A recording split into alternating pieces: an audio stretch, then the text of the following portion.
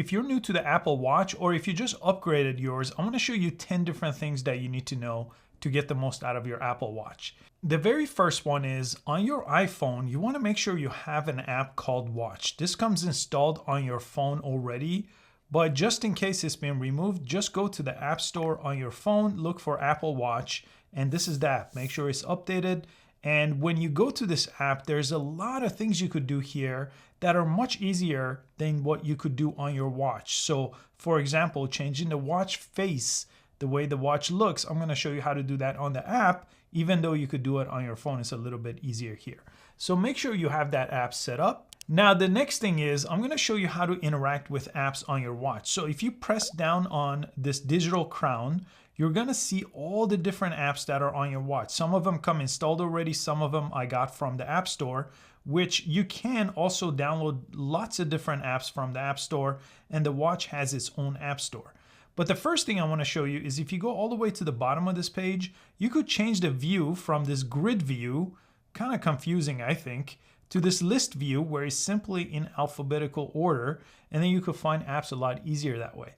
If you go to the Watch App Store, this will have apps just for your watch and you could install them directly from here. So for example, if I want this weather app here, I just have to press get and install it to my watch. It might ask you to set up a passcode. So your watch needs a 4-digit passcode. So you could go ahead and turn that on, pick a passcode, and now it's gonna let me download this app to my watch and it will appear on that list. Now there is a multitask option. So I press this once to get to the apps this way. But if you double click it, this lets you quickly look at all the apps that you have open like this. So any app that you have previously opened, they will appear like this. So if I wanna go to one, I just let go. It's gonna bring me to this app, the workout app, and I could start a workout quickly from here. So that's one of the best options is this double click option and quickly scrolling to see what's open and what you want to use.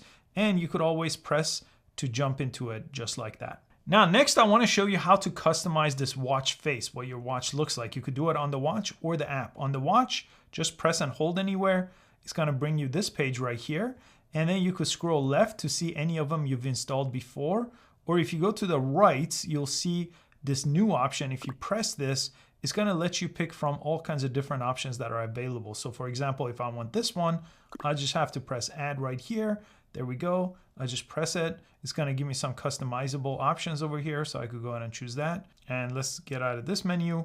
And I'm going to select this one. This becomes my new watch face from there. Now, if you do it on the watch app, you can see this one just got added to my watch app. All my faces show up right on top over here. So to switch, all I have to do is press and hold down on each one and then press set as new watch face and it will change it very quickly from there. The other option is I could go to this face gallery and see all kinds of different faces from here too. So if I want to choose one of them from here, I just have to select it right here, press add. It's going to get added again to my watches right over here, to my watches right on top. Again, if I press and hold and then press add, it's going to go ahead and add it to my phone over here. In this case, I'm going to go back to this one that I had, press add. There we go. Now, the next one is customizing these faces because each one has a lot of different things you could customize. So if you select any of them, you could change all kinds of different things like the color, for example, is fully changeable. The style is fully changeable. You could see how it's changing on top over here. And then down here, they have these things called complications. Those are basically the different apps that appear on your watch. So on my watch right now, these little icons on top, these are actually different apps. So this is one of the apps, for example, for keeping track of exercise or workout, right? So that's one of the apps available. Then I have this app available. That is the weather app. That's right on top. Over here is my heartbeats. Okay, so you could go ahead and change those. Those are called complications and I could set them all over here. So on the top left right now, this is called condition, but I could change it to something entirely different. So maybe it's world clock. And then once I go ahead and update that, that's gonna switch to world clock. You see that? Now it's showing New York time right there. And you could change any of them from there. The next thing I want to show you is this thing called Smart Stack. So your Smart Stack is a very useful option and you could control it from your watch as well. And the way you control it is you just slide up on your watch and these are called a Smart Stack. And you could actually fully customize it. Press and hold And you could decide if you want to pin any of them. So this one's pinned to the top, or let's say this time I want to go ahead and pin this one to the top. I'm going to go ahead and pin it to the top, and it's going to show up right on top. And I could add different widgets. So depending on what kind of activity I do on my watch, let's say I want stock related things, I could go ahead and add that. Now, if I get out of this page right here, and if I go to the home page and click one more time, anytime I scroll up, I could see any of those widgets here that I have. So any of them that I've pinned are going to appear here. Any of them that I've added are going to appear here. And I could fully customize this. So this is a real quick way to just slide up to get there. Or you could use this digital crown and slide up like this. And then you'll get to them the same exact way as if you just slide from the bottom of your watch like this. Now, the next thing is your Apple Watch actually has speakers. Starting from Apple Watch 10, they added speakers here to the left side, so it will play music and podcasts and things like that out loud. But a lot of times you may want to go ahead and reduce the volume. And if you press this button right here, not the digital crown, but the one underneath that, it brings up this entire command center. And one of these options right here changes the volume of your watch. So this is the actual volume. So you want to make sure you change that. And you could also put your watch into silent mode to make sure you don't get any notifications. That option is over here, and some other useful settings too, including this option for low battery mode. So when this gets near 10%, even less than 20%, you may want to turn on low battery mode or low power mode. Now, I'll show you with this watch, because you could also change the orientation of your watch. So you could actually get this digital crown to show up on a different side as well. And it depends on if you wear this on your left hand or your right hand. And you could do that from the watch app on your phone. And all you have to do is launch the watch app right here.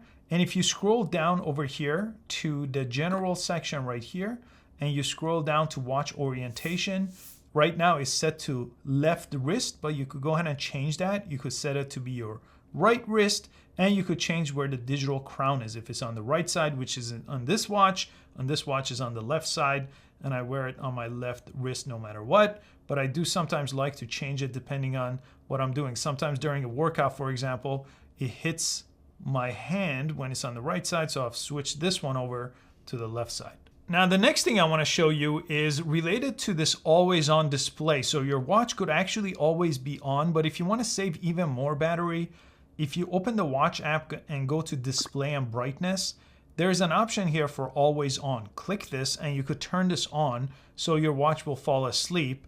It usually does dim and it doesn't use a whole lot of power, but it is having that always on display.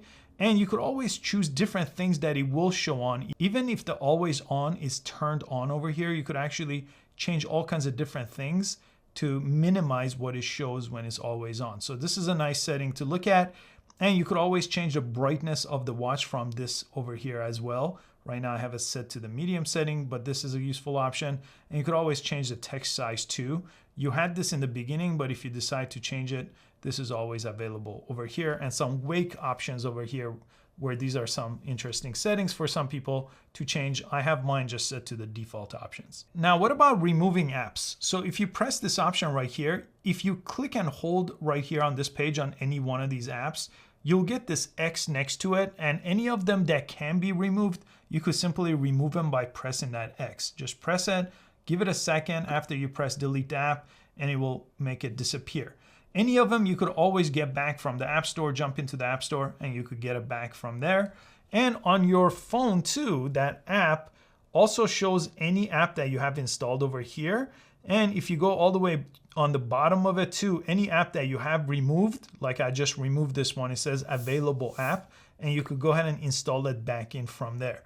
So I'm gonna go ahead and, for example, not show the Zoom app, and it will remove it and it will put it over here, and then you'll have to reinstall it again. So this is a quick way, instead of doing it on the watch, to just do it on the phone and quickly remove any of them that you don't think should be on the watch for you. Now, the next one is related to notifications. So on your watch, from the top, scroll down and you'll see any notifications, and you could go ahead and clear all from there. And you could always do it with the digital crown too. If you go this way, you'll see all your notifications. If you go the other way, you'll see those smart stack that I told you about. So that is a useful way to get to notifications, but they also have their own settings inside of your watch app. So in the notification app, you could go ahead and have a notification indicator, which right now mine is set to a privacy mode, but a red dot will appear on top when you have notifications. And some of the other settings, depending on which specific app you want to notify you, will show up, and you could go ahead and change any of them over here and allow different types of notifications for any different app. So you could really take your time and customize your notification setting from this menu. Now you also have Siri on your watch. So if I go over here, these are the different things that you could change relating to talking to Siri. So listen for, you could change this. So I'm going to change it to hey. I'm not going to say it to activate everyone's device, but that's how you go ahead and wake it up. Or you could press and hold the digital crown right here, and that will also activate it, and it's listening to me and it will try to respond to me. So that's a couple of different ways. You could verbally say it out loud, or you could just press and hold the digital crown to activate it. And the watch has a very powerful emergency setting. So in the app, there's something called emergency SOS. And this is a very useful option, especially for detecting crashes. If you're in a crash, if you turn this on, it will actually figure that out based on the activity on your watch. It says it can't detect all crashes, but a lot of people have done some testing and it does a pretty good job with that. And then it has this fall detection. This is on, and it could be always on or only during workouts. Apple Watch can initiate emergency SOS if you take a hard fall and don't seem to move. And it says it can't detect all falls, but another really interesting SOS setting. So I have both of these turned on mine. And it says hold the side button to dial SOS. So I showed you that to turn off your watch. But if you hold this, another option you have is this emergency SOS call, and you could also add your medical ID here. These are very useful options inside of your watch. Now, let me show you this interesting app that got released with the Apple Watch 10. And if I go all the way down, it's available on the 9 as well now. This one, Vitals, if you go to this app. So this one, it says wearing your Apple Watch to sleep provides a consistent way to measure key overnight vitals. So you could go ahead and set this up, and this will try to detect something for sleep apnea, which is a really interesting option. So you could set it up in the sleep app, which is a different app right here, and set it up to detect if you have any type of sleep issues, including sleep apnea. And the last one I wanted to show you is there is something called quick gestures, where if you double tap your fingers, your watch will actually interact with it. Right now you could see I'm going through the different apps, but if I have this closed and if I double tap my fingers right here, let me do that again, it's gonna actually launch the smart stack here where I could jump into different things, or I could navigate them this way too by double tapping is going through my smart stack right over here. The nice thing is if you get any phone calls or text messages, you could double tap to pick up that phone call or double tap to reply to that text message as well.